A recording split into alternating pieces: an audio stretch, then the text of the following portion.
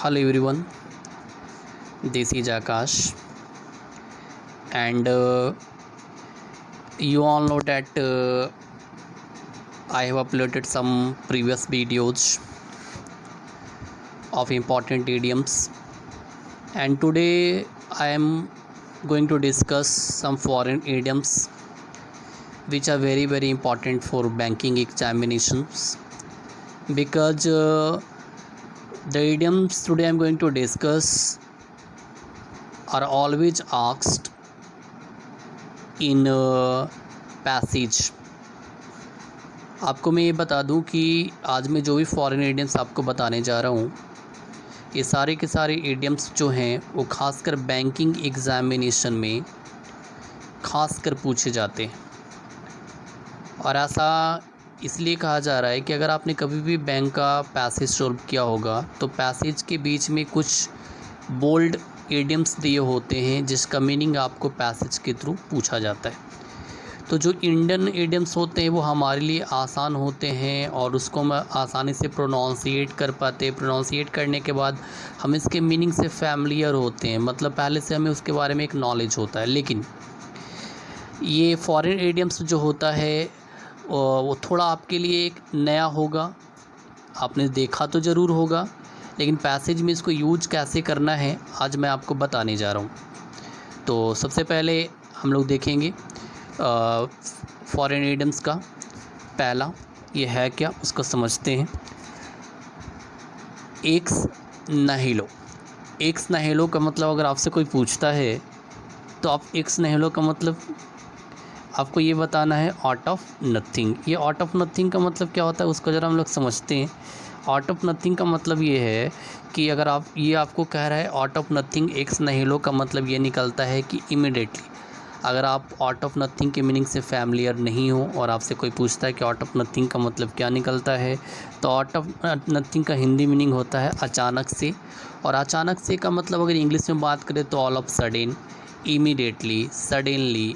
ठीक है, तो अगर आपसे कभी भी कोई पूछता है एक्स नहिलो का मतलब क्या होता है, तो एक्स नहिलो का मतलब आपको पैसेज में जो ऑप्शन प्रोवाइड किया जाएगा, ठीक है, इसका मीनिंग आपको दिया जाएगा एक्स नहिलो का out of nothing. Out of nothing का मतलब अगर आपसे कोई पूछता है तो आउट ऑफ नथिंग का मतलब आपको क्या याद रखना है, इमीडिएटली, अचानक से। या sometimes we can also use suddenly because both are synonyms. आप जानते हो कि एक्स नहिलो का मतलब मैंने आपको बताया कि इमीडिएटली होगा, तो इमीडिएटली हो सकता है आपको ऑप्शन में सडनली भी दे दे, ऑल ऑफ सडन दे दे, तो आपको कंफ्यूज नहीं होना है।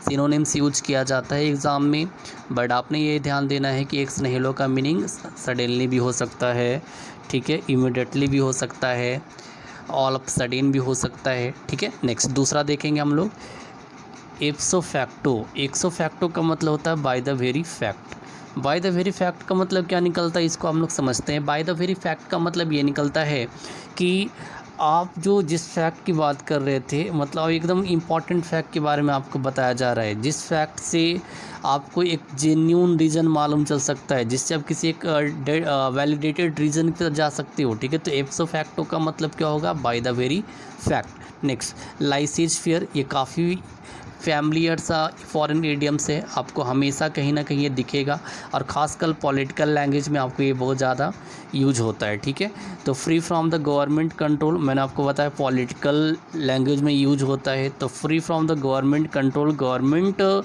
डायरेक्टली कहा जाए तो ये पॉलिटिक्स से ही रिलेटेड होता है। Free from the government controls का मतलब ये है कि किसी भी चीज़ का अगर उस पर गवर्नमेंट का कंट्रोल नहीं है, मतलब हम कहते हैं गवर्नमेंट उस पर रूल नहीं कर रहा है, गवर्नमेंट के कंट्रोल में नहीं है, तो आप वहाँ पे क्या यूज़ कीजिएगा, लाइसेज फेयर। लाइसेज फेयर का मतलब free from the government control. ठीक है, नेक्स्ट एक और देखते हैं, इंटर अलाय का मतलब क्या होता है। इंटर अलाय का मतलब among other things. Among other things का मतलब होता है दूसरी चीज़ों के बीच में। ठीक है, मतलब आप किसी भी आपको एक सिलेक्शन के लिए कहा जाता है, हम लोग इसको समझते हैं। मतलब एक एग्जाम्पल से आपके पास बहुत सारे ऑप्शन थे, आपने उन सारे ऑप्शन में आप कंफ्यूज थे, आपने क्या कहा गया, आपको ये कहा गया कि जो सबसे मोस्ट सूटेबल ऑप्शन है आप उसको सेलेक्ट करें। तो आपने क्या किया कि दूसरे सारे चीज़ों में से जो आपके अकॉर्डिंग जो सबसे बेस्ट था, आपके अकॉर्डिंग जो बेस्ट था, आपने उसे क्या किया, आपने उसे क्या किया, सेलेक्ट किया, ठीक है। तो इंटर अलाइ का मतलब क्या होगा, अमंग अदर थिंग्स का मतलब हम कह सकते हैं इनडायरेक्टली कि किसी चीज़ को दूसरे में से चुनना, ठीक है, सेलेक्ट करना, जो आपके लिए कह सकते हैं बेस्ट होगा, ठीक है। नेक्स्ट हम लोग नेक्स्ट देखते हैं। इसके बाद आपको कहा जा रहा है लिंगुआ फ्रैंका का मतलब क्या होता है। अगर आपसे कोई पूछता है तो लिंगुआ फ्रैंका का मतलब होता है कॉमन लैंग्वेज। कॉमन लैंग्वेज का मतलब बहुत ज़्यादा बोला जाने वाला, ठीक है। तो अगर आपसे कोई पूछता है लिंगुआ फ्रैंका का मतलब क्या होगा, तो लिंगुआ फ्रैंका का मतलब मैंने आपको लिखा है यहाँ पे, कॉमन लैंग्वेज मतलब कह सकते हैं वाइडली स्पोकन, ठीक है। तो वाइडली स्पोकन लैंग्वेज को हम कह सकते हैं लिंगुआ फ्रैंका। अगर हम बात करें कि हम जैसे तमिलनाडु में चले जाते तो तमिल जो बोला जाता है तो वहाँ का कॉमन लैंग्वेज हो गया। अगर हम मान लिया जाए कि हम बिहार में आ जाते हैं तो बिहार का लिंगुआ फ्रैंका क्या हो जाएगा, हिंदी हो जाएगा। अगर आप बंगाल में चले जाते हो तो बंगाल में बंगाली हो जाएगा। तो लिंगुआ फ्रैंका का मतलब एक कॉमन लैंग्वेज की बात कर रहे हैं, ठीक है। नेक्स्ट 6 में देखते हैं हम लोग एल्मा मैटर। एल्मा मैटर का मतलब क्या, एल्मा मैटर का मतलब समझिएगा अ स्कूल और the place where someone studies. एक ऐसा जगह, एक ऐसा ऑर्गेनाइजेशन, एक ऐसा रिप्यूटेड इंस्टीट्यूट जहाँ पे लोग पढ़ने के लिए जाते हैं। तो अल्मा मैटर का मतलब समझिएगा, अल्मा मैटर का मतलब होता है school a place where someone studies, ठीक है। मतलब जहाँ पे आप पढ़ने जाते हो, जहाँ से आपको नॉलेज गेन होगा, उस जगह को हम लोग क्या कहते हैं, अल्मा मैटर कहते हैं, ठीक है। नेक्स्ट एडहॉक 7 में देखते हैं ad hoc temporary for a special purpose, ठीक है। हम इसको एक एग्जांपल से समझाने की कोशिश करता हूँ मैं आपको, समझिएगा। हमारे पार्लियामेंट में 2 तरीके के कमिटीज़ होते हैं। कितने तरीके के कमिटीज़ होते हैं, 2 तरीके के कमिटीज़ होते हैं। 2 टाइप्स के कमिटीज़ होते हैं। ये 2 टाइप्स के जो कमिटीज़ होते हैं उसमें एक एडहॉक कमिटीज़ होता है, एक परमानेंट कमिटीज़ होता है। तो परमानेंट कमिटी जो हमेशा वो पार्लियामेंट के लिए काम करता है। एडहॉक कमिटी कुछ स्पेशल पर्पस से क्या किया जाता है, उसे ऑर्गेनाइज किया जाता है और उसके काम को फिनिश कर देने के बाद उसे डिसॉल्व कर दिया जाता है। फॉर एग्जांपल में अगर हम करंट में देखें तो एनआरसी जो 2015 में असम ने एक अलग से कमेटी बनाया, ठीक है, और एनआरसी का लिस्ट जारी हो जाने के बाद उसे डिसॉल्व कर दिया गया। तो एडहॉक का मतलब करने का मतलब टेम्पोररी होगा, जो कुछ समय के लिए होगा, या तो हम ये भी कह सकते हैं फॉर अ स्पेशल पर्पस के लिए उसे ऑर्गेनाइज किया गया होगा, ठीक है। नेक्स्ट इसके बाद डी नावो का मतलब क्या होता है, a new, fresh and from the beginning. अब जब फ्रेश की बात आ रही है, इसका मतलब ये है कि जो एकदम नया होगा, और जब नया का बात आ रहा है तो मतलब शुरू से होगा। तो आपको ये याद रखना है, डी नावो का मतलब फ्रेश होगा या फ्रॉम द बिगनिंग, ठीक है। मैंने आपको लिंगुआ फ्रैंका बताया क्या कॉमन लैंग्वेज होगा जो वाइडली स्पोकन है। एल्मा मैटर बताया जहाँ पे आप पढ़ने जाते हो, ठीक है। एडहॉक कमेटी बताया जो टेम्पोररी होगा, जो स्पेशल पर्पस के लिए ऑर्गेनाइज किया गया होगा। डी नावो का मतलब मैंने आपको बताया, इसका मतलब क्या निकलता है, new, fresh and from the beginning, ठीक है। तो आप इसे याद रखिएगा, ठीक है। नेक्स्ट आगे बढ़ते हैं, देखते हैं इसके बाद। अब आपको कह रहा है लॉकस स्टैंडी। लॉकस स्टैंडी का मतलब ऑफिशियल स्टेटस होता है और रिकॉग्नाइज्ड होता है। अगर आपसे कोई पूछता है कि लोकस स्टैंडी का मतलब क्या होता है, तो लोकस स्टैंडी का मतलब होता है ऑफिशियल स्टेटस एंड इसके साथ साथ कहा जा रहा है रिकॉग्नाइज्ड। रिकॉग्नाइज्ड का मतलब एक ऐसा कह सकते हैं जिसे ऑफिशियल स्टेटस दे दिया गया है, ये जरूर जो जिसके बारे में लोगों को मालूम है, ठीक है। तो 2 तरीके से कंडीशन हमारे पास आता है, एक तो जिससे आप फैमिलियर हो, ठीक है, जो रिकॉग्नाइज्ड है, और दूसरा है वो कि जिसके साथ आप फैमिलियर नहीं, जो आपके लिए नया है, ठीक है। तो वहाँ पे होगा ऑफिशियल स्टेटस जिसे दे दिया जाता है, या तो रिकॉग्नाइज किया जा रहा है। रिकॉग्नाइज करने का मतलब आप उसके बारे में पहले से भी क्या करते हो, जानते हो, लोग उससे फैमिलियर है। तो लोकस स्टैंडी का मतलब something which is familiar to us, ठीक है। नेक्स्ट प्रो राटा का मतलब समझते हैं। प्रो राटा का मतलब इन प्रपोर्शन होता है। आपने मैथ में एक चैप्टर सुना होगा, रेशियो एंड प्रपोर्शन होता है। तो रेशियो एंड प्रपोर्शन में क्या होता है कि हमें एक प्रपोर्शन के बारे में बताया जाता है जहाँ पे हम लोग एक रेशियो में 2 चीज़ों को क्या करते हैं, अलग अलग भाग में डिस्ट्रीब्यूट करते हैं, ठीक है। तो प्रो राटा का मतलब इन प्रपोर्शन होगा। इन प्रपोर्शन का मतलब कह सकते हैं समथिंग इन मिक्सचर कह सकते हैं, समथिंग इन मिक्सचर, और ये कह सकते हो जो 2 भागों में डिस्ट्रीब्यूटेड है। तो हो सकता है प्रो राटा का मतलब आपको इन प्रपोर्शन ऑप्शन एग्जाम में ना दे। प्रो राटा का मतलब हो सकता है एग्जाम में आपको वहाँ पे वो डिवाइडेड दे दे, डिस्ट्रीब्यूटेड दे दे, ठीक है। इन प्रोपोर्शन भी दे सकता है। तो आपने क्या करना है, प्रो राटा का मतलब याद रखना है। इन प्रो राटा का मतलब क्या होगा, डिवाइडेड होगा, इन प्रोपोर्शन होगा, ठीक है। नेक्स्ट इसके बाद है प्रीमा फेसी। प्रीमा फेसी का मतलब क्या होता है समझते हैं। प्रीमा फेसी का मतलब होता है the first impression. The first impression का मतलब हम आपको एक एग्जांपल से समझाने की कोशिश करते हैं। प्रीमा फेसी का मतलब अगर आपसे कोई पूछता है तो प्रीमा फेसी का मतलब होता है पहला इंप्रेशन।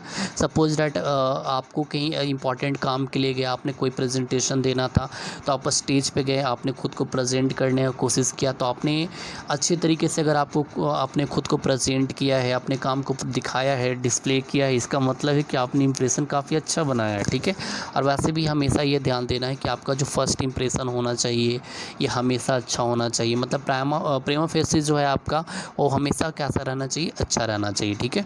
नेक्स्ट स्टेटस को का मतलब समझते हैं। स्टेटस को का मतलब इन ओरिजिनल सिचुएशन होता है। अगर आपसे कोई पूछता है स्टेटस को का मतलब क्या होता है, तो स्टेटस को का मतलब इन ओरिजिनल सिचुएशन। इसका मतलब समझिएगा, हमारे पास हमारे सोसाइटी में बहुत सारे चेंजेज आ रहे। चेंजेज आने का मतलब ये है कि हम लोग जो है समय के साथ क्या कर रहे, बहुत ज़्यादा प्रोग्रेस कर रहे। हम लोग अपने एंशिएंट सिविलाइजेशन की वो भूलते जा रहे धीरे धीरे। तो एक एट अ टाइम हम ऐसे स्टेज की बात कर रहे हैं कि हम लोग जो है एंशिएंट से हमने क्या किया कि एंशिएंट से हम लोग कहाँ मूव करेंगे, हमारे लिए मॉडर्न में।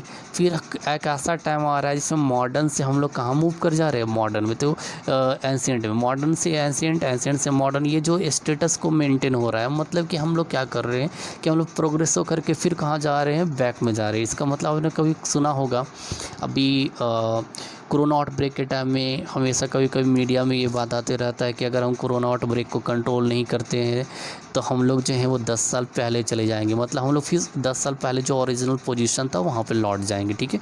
तो स्टेटस को का मतलब आपने ये ध्यान देना है, स्टेटस को का मतलब होता है इन ओरिजिनल सिचुएशन, मतलब हम जहाँ से बड़े थे हम वहीं पे फिर से चले जाएंगे, ठीक है। नेक्स्ट आगे हम लोग देखते हैं, इसका मतलब समझिएगा आप। अविस का मतलब होता है फेसिंग वन अनदर। ये कुछ ये आपको हमेशा रीजनिंग पॉइंट ऑफ व्यू में हमेशा नज़र आएगा, मतलब कि someone is facing one another each other, इसका मतलब डेफिनेटली क्या होगा कि विस अविस यहाँ पे यूज करेंगे। विस अविस का मतलब होता है फेसिंग वन, एक दूसरे के आमने सामने बैठना, एक दूसरे को फेस करना, ठीक है। नेक्स्ट वाइस वर्सा का मतलब इन अपोजिट वे, ये भी हमेशा आते रहता है। वाइस वर्सा का अगर आपसे कोई मीनिंग पूछता है तो वाइस वर्सा का मतलब होता है जिस तरीके से आप जा रहे थे वो दूसरे अपोजिट वे के बारे में बता रहा है, ठीक है।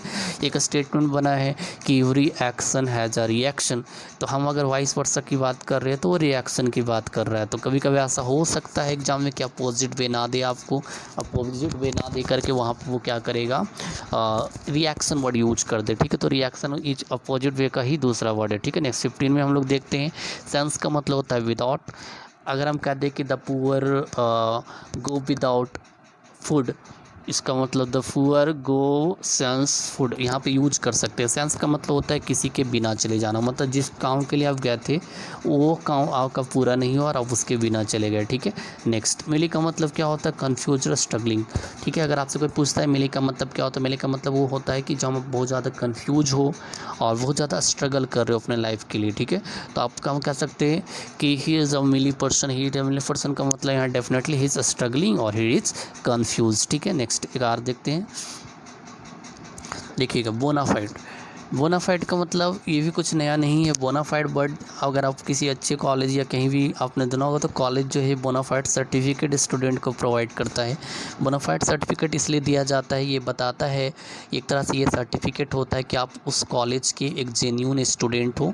मतलब आप जो भी कॉलेज बोनाफाइड सर्टिफिकेट देता है इसका मतलब ये निकलता है कि आप वहाँ पढ़ने वाले हो, मतलब ओरिजिनली आप वहाँ पर पढ़ रहे हो, ठीक है। तो बोनाफाइड एक जेन्यून को बताता है। आप बोनाफाइड का मैंने जेन्यून का है तो आप वहाँ पे ट्रू यूज कर सकते हो, ठीक है। तो वहाँ पर डायरेक्टली याद रखिए कि बोनाफाइड का मतलब जेन्यून होता है, मतलब जो असली है, जिसमें कोई भी चीटिंग जैसा वर्ड नहीं यूज हो सकता है जिसके लिए, ठीक है। नेक्स्ट वॉन वॉयेज का मतलब समझते हैं। वॉन वॉयेज का मतलब होता है प्लेजेंट जर्नी। हमने हमेशा सुना है कि आपकी यात्रा मंगलमय हो, तो वहाँ पे हम ये वर्ड इसलिए यूज करते हैं, हम ये कहते हैं कि आपकी जर्नी जो प्लेजेंट हो। तो प्लेजेंट जर्नी के लिए आप वॉन वॉयेज यूज़ कीजिएगा। वॉन वॉयेज का मतलब क्या होता है, एक मंगलमय यात्रा, मतलब कि आप अच्छी यात्रा करें, मतलब हम जो ट्रेवल के लिए करने जा रहे हैं, हम जिस जर्नी पे जा रहे हो वो जर्नी हमारा कैसा हो, अच्छा हो, ठीक है। तो ये मैंने आज टोटल 18 इडियम्स डिस्कस किया आपके बीच। आप मेरे चैनल को सब्सक्राइब कीजिए, दोस्तों के बीच में शेयर कीजिए इस तरह के स्मॉल वीडियोज़ के लिए, ठीक है। एंड मैंने आज इंग्लिश एकेडमी के बारे में आपको बताया है। English academy, this is my offline classes, ठीक है। You can also join there for more information. You can text me on YouTube or you can also follow me on Facebook. You can search Akash Bhadani, ठीक है। Thank you very much.